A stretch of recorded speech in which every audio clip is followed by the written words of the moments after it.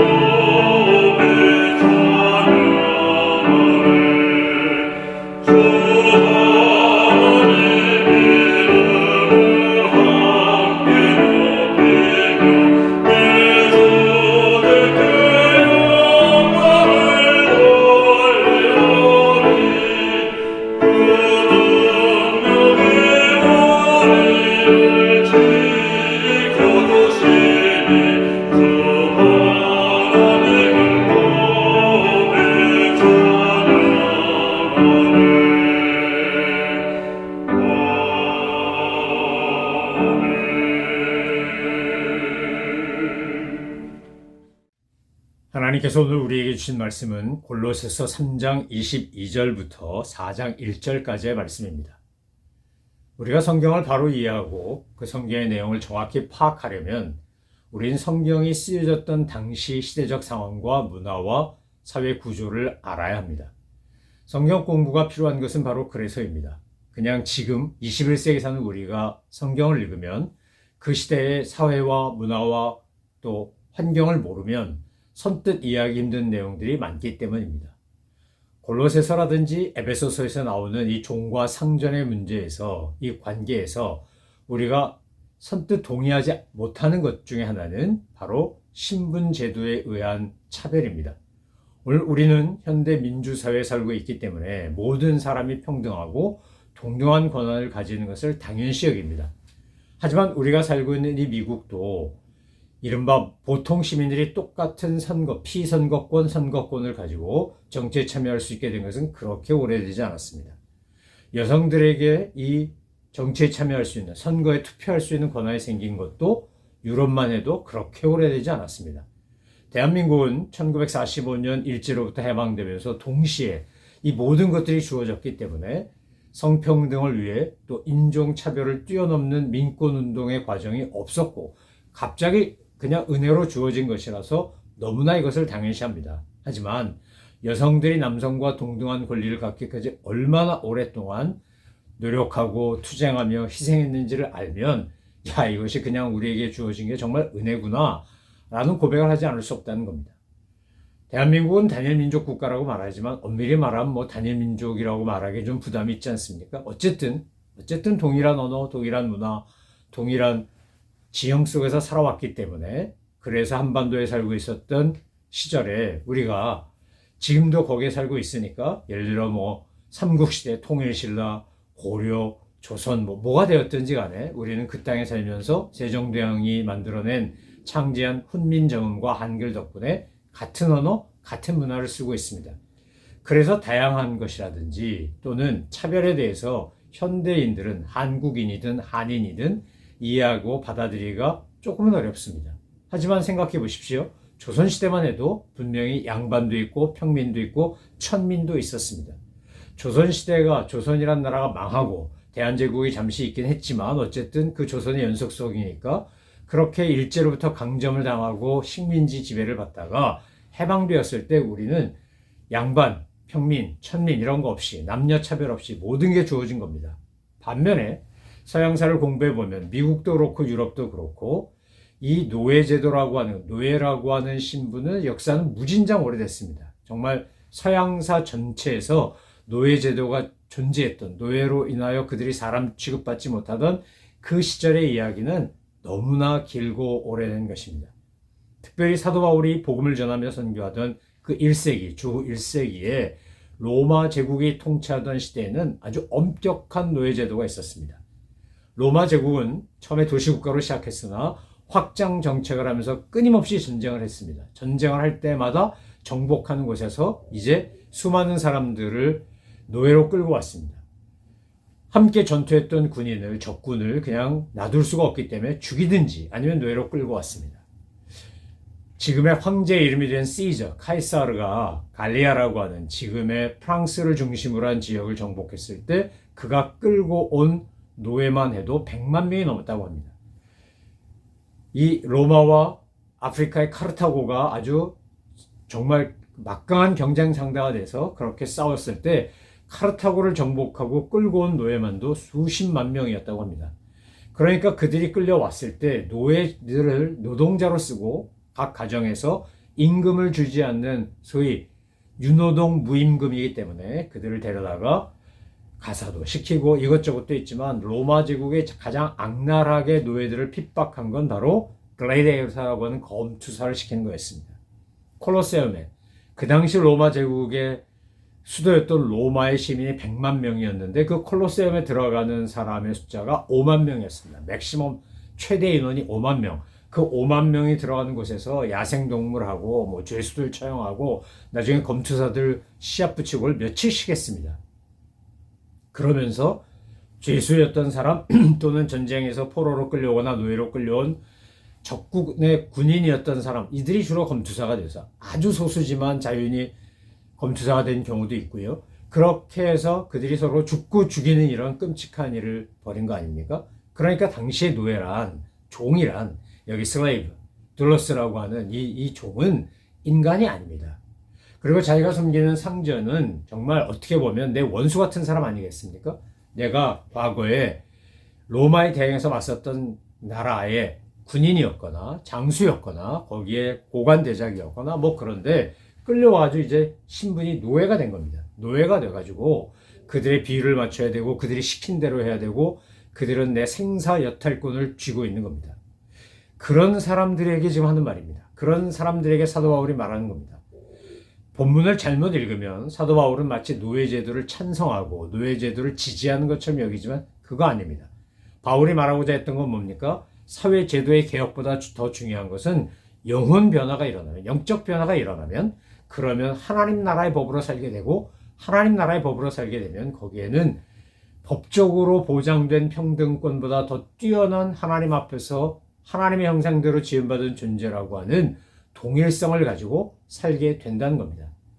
우리가 빌립보서, 에베소서, 빌레몬서, 골로새서 이거 옥중서신이라고 부르는데 이 골로새서나 에베소서가 쌍둥이 같은 서신이라고 한다면 이 옥중서신 중에 빌레몬서는 바울이 갖고 있었던 사회에 대한 그리스도인의 관점이 뭔지를 가르쳐 줍니다. 여러분 빌레몬에게 보낸 편지에서 뭐라고 하는 겁니까? 오네시모는 주인에게 피해 입히고 도망간 종입니다. 노예입니다. 근데 그를 뭐로 받아들이라는 거예요? 형제로 받아들이라는 겁니다.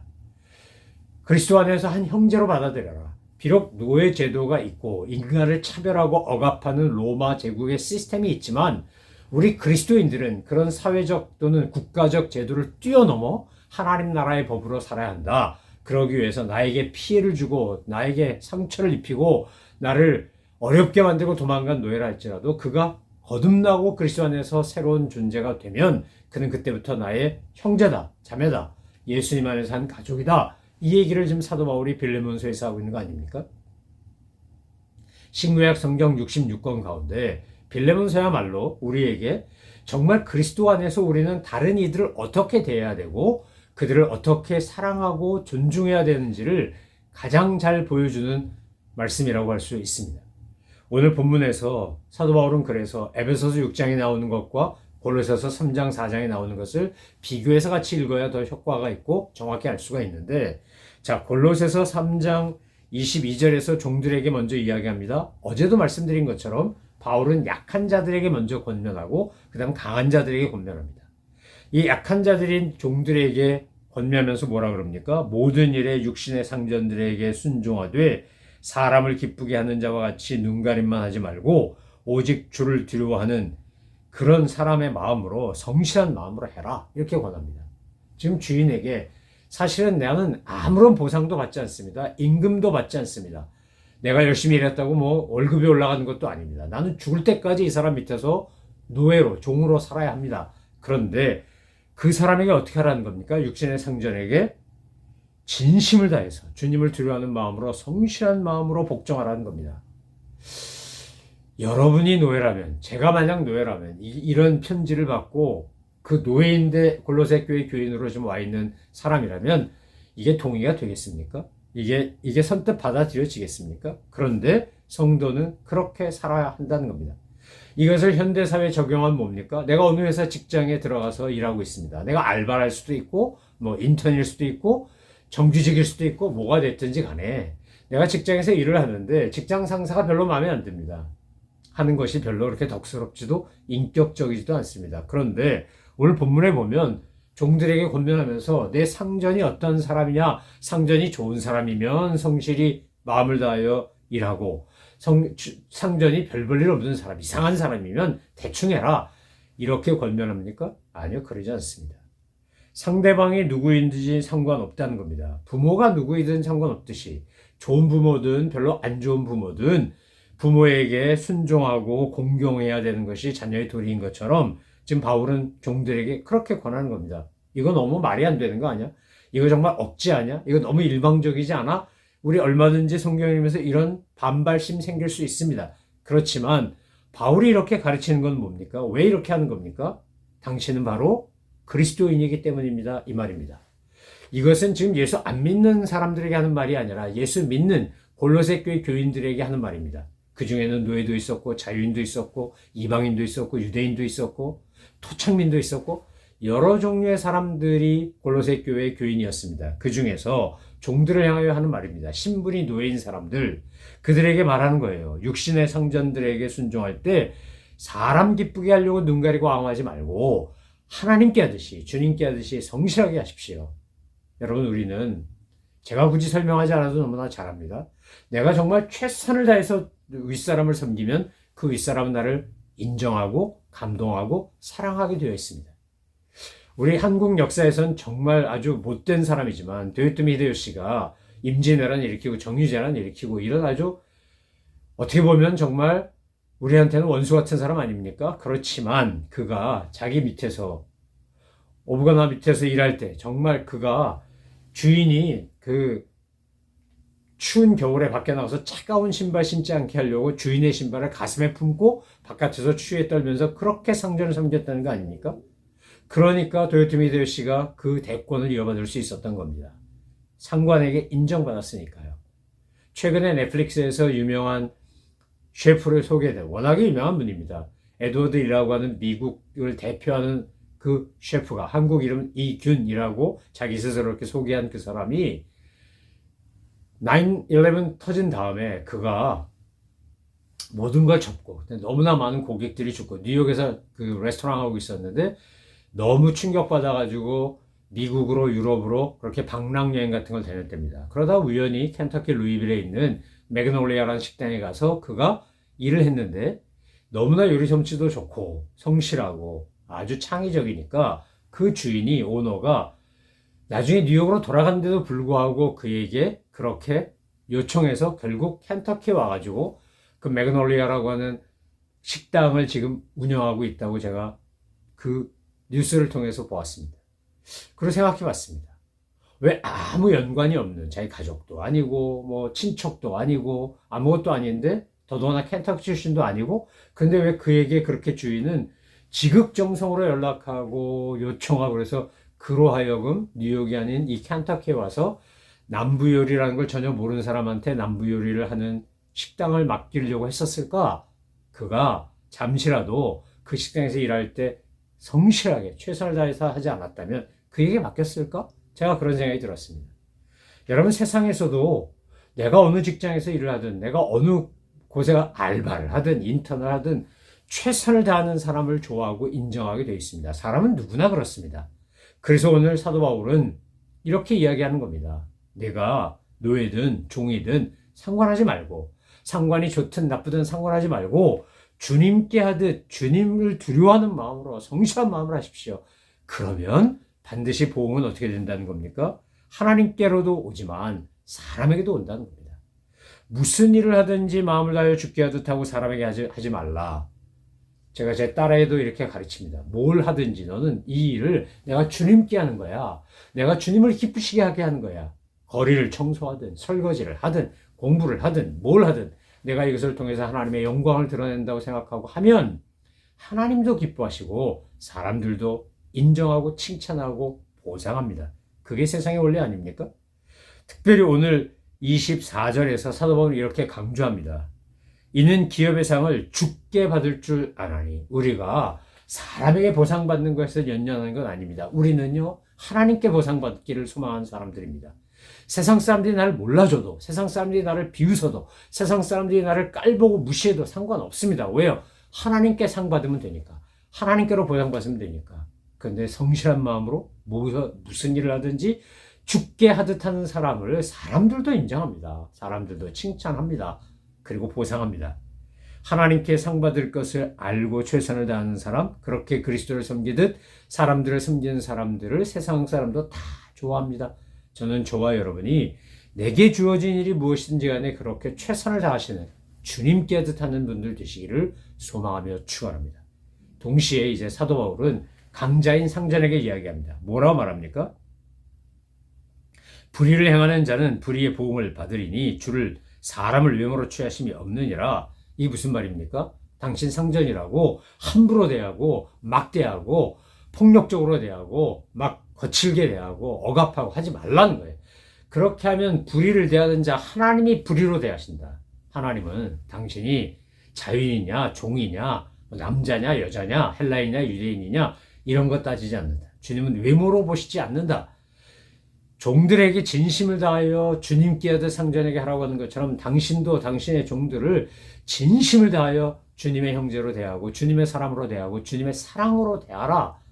네가 자유인이라고 막 권력 행사하고 네 마음대로 하고 네 종이라고 네 뜻대로 하고 그거 옳지 않아. 그렇게 불의를 행하면 너도 불의로 보응을 받을 거야. 이렇게 경고하는 거와 마찬가지 아니겠습니까?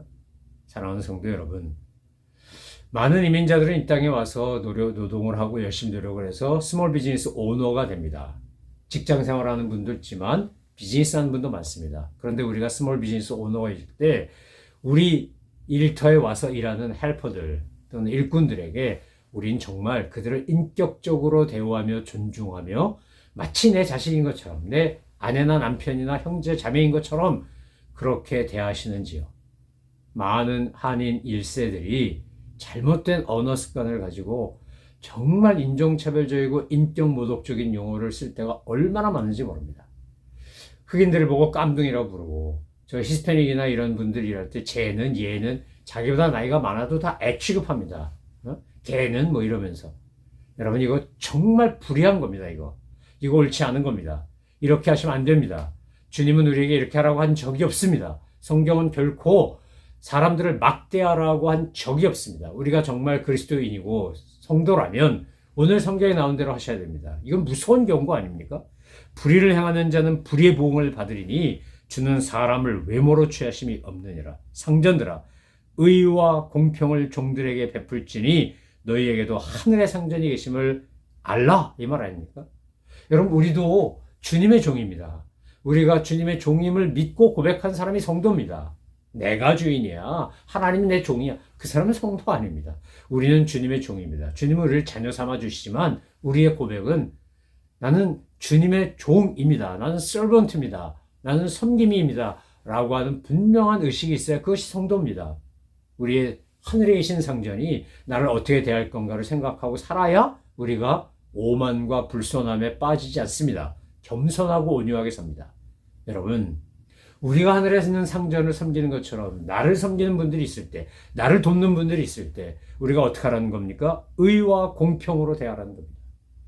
차별하지 말고, 억압하지 말고, 무시하지 말고, 깔보지 말고, 함부로 대하지 말고, 그들을 인격체로, 그들을 하나님의 형상대로 지음받은 존재로 그렇게 대하라는 겁니다. 여러분, 우리가 그래야 하늘에 있는 상전에게도 우리는 동일한 대우를 받습니다. 준대로 받습니다. 가는 말이 고와야 오는 말이 곱다고 우리 조상들은 그렇게까지 가르치지 않았습니까? 내가 마음 쓰는 대로 마음 쓰임을 받습니다. 우리가 누구를 대하든지 어떤 사람을 대하든지 외모로 사람을 취하지 아니하시는 하나님 앞에서, 하늘의 상전 앞에서 우리가 정말 의와 공평을 베푸는, 하나님 보시기에 우리에게 하나님의 의를 베풀어 주시듯 우리를 정말 차별 없이 사랑하시듯 그렇게 사랑하고 섬기는 저와 여러분 되시기를 간절히 소망하며 축원합니다.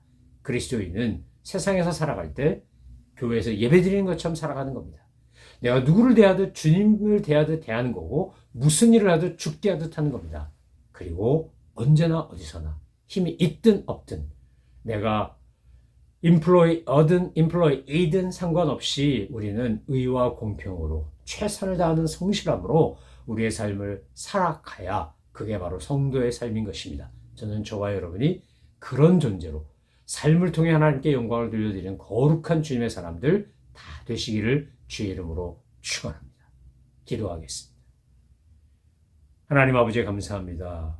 저희들은 얼마나 못되고 악한지, 내가 약할 때는 아무 소리 못하다가 내가 좀만 힘이 생기면 군림하려고 그러고 오만하게 굴고 불손하게 대하고 차별하고 냉대하고 억압하는 그런 못된 모습을 보일 때가 정말 많습니다. 주님, 저희들의 이 부족하고 연약하고 한계 많은 모습을 긍휼히 여기사 주님의 우리를 불쌍히 여기시고 우리에게 주님의 의와 그 공평함으로 극진한 사랑으로 우리를 대하시는 것처럼 우리도 우리의 주변에 있는 사람들을 그렇게 섬기며 돌보며 존중하며 배려할 줄 아는 하나님의 사람들 다 되게 하여 주옵소서. 감사드리며 예수 그리스도의 이름으로 기도 올려옵나이다. 아멘. 하늘에 계신 우리 아버지, 아버지의 이름을 거룩하게 하시며 아버지의 나라가 오게 하시며 아버지의 뜻이 하늘에서와 같이 땅에서도 이루어지게 하소서. 오늘 우리에게 일용할 양식을 주시고 우리가 우리에게 잘못한 사람을 용서하여 준 것 같이 우리 죄를 용서하여 주시고 우리를 시험에 빠지지 않게 하시고 악에서 구하소서. 나라와 권능과 영광이 영원히 아버지의 것입니다. 아멘.